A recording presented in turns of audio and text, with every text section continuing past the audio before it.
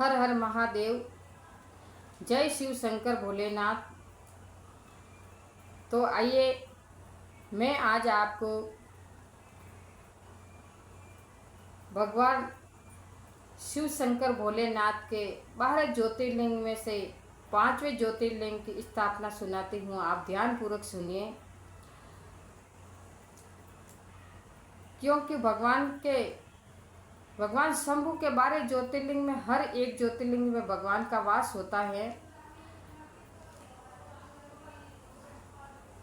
तो आप इस कथा को सुनिए और अपने हृदय में उतारिए। उससे पहले आपको मैं एक भगवान शंभु के शिव तांडव की एक पंक्ति सुनाती हूँ। आप ध्यान पूर्वक सुनिए। जटाटवी गलज्जल प्रवाह पावित स्थले गलेव लव्य लंबिता भुजंग तुंग मालिकम।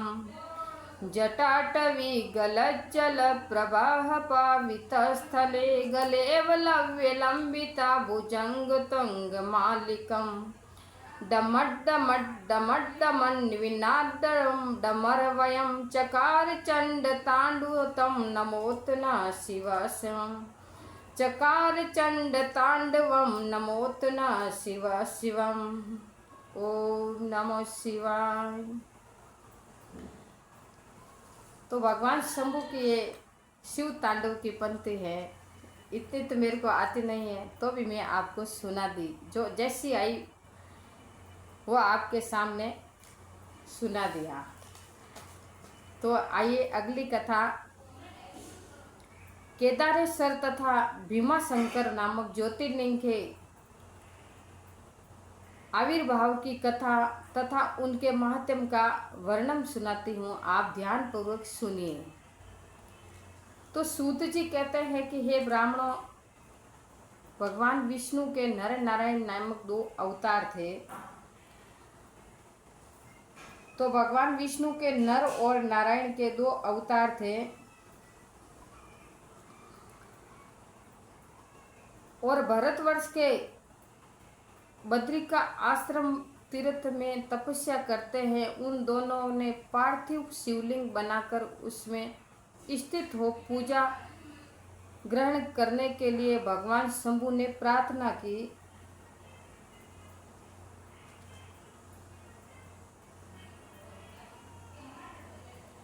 शिवजी भक्तों के अधीन होने के कारण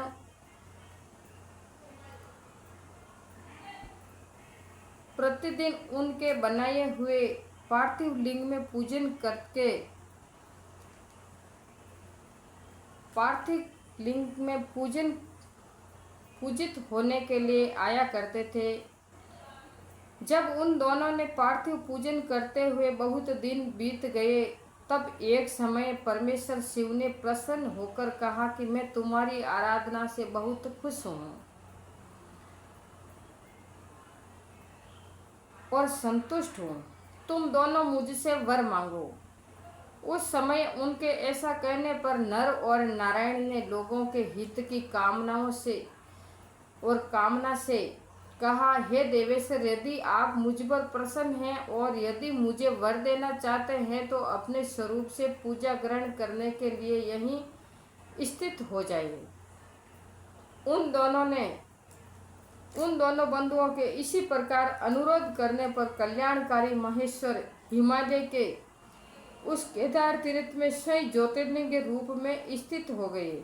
उन दोनों से पूजित होकर संपूर्ण दुख और भय का नाश करने वाले शंभु लोगों का उपकार करने और भक्तों को दर्शन देने के लिए स्वयं केदारेश्वर के नाम से प्रसिद्ध हो वहाँ रहते हैं। वे दर्शन और पूजन करने वाले भक्तों को सदा अभिष्ट वस्तु प्रदान करते हैं। उसी दिन से लेकर जिसने भी भक्ति भाव से केदारेश्वर का पूजन किया, उसके लिए स्वप्न में भी दुख दुर्लभ हो गया। जो भगवान शिव का प्रिय भक्त वहाँ शिवलिंग के निकट शिव के रूप से अंकित वलय कंकड़ या कड़ा चढ़ाता है, वह उस वलय युक्त स्वरूप का दर्शन करके समस्त पाप से मुक्त हो जाता है, साथ ही जीवन मुक्त भी हो जाता है। जो बद्री वन की यात्रा करता है उसे भी जीवन मुक्ति प्राप्त होती है। नर और नारायण के तथा केदारेश्वर शिव के रूप का दर्शन करके मनुष्य मोक्ष का भागी होता है, इसी में कोई संशय नहीं है। केदारेश्वर भक्ति रखने वाले जो पुरुष वहां की यात्रा आरंभ करके उनके पास तक पहुंचने के पहले मार्ग में ही मर जाते हैं, वे भी मोक्ष पा जाते हैं। इसी में विचार करने की आवश्यकता नहीं है। केदार तीर्थ में पहुंचकर वहां प्रेम पूर्वक केदारेश्वर की पूजा करके वहां का जल पी लेने के पश्चात मनुष्य का फिर जन्म नहीं होता है। देखो भगवान कितनी अच्छी बात कही है।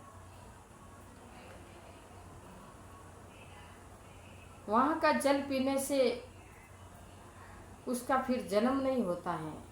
देखो शास्त्र में जो बात आती है वो सत्य सत्य आती है।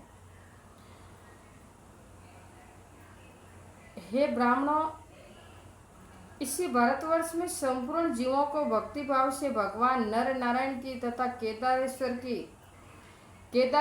केदारेश्वर शंभु की पूजा करनी चाहिए। अब मैं भीमशंकर नामक ज्योतिर्लिंग का महात्म्य कहूँगा। काम रूप देश में लोग हित कामना से साक्षात भगवान शंकर ज्योतिर्लिंग के रूप में अवतीर्ण हुए थे। उनका वह स्वरूप कल्याण और सुख का आश्रय है। ब्राह्मणों, पूर्व काल में एक महापराक्रमी राक्षस हुआ था।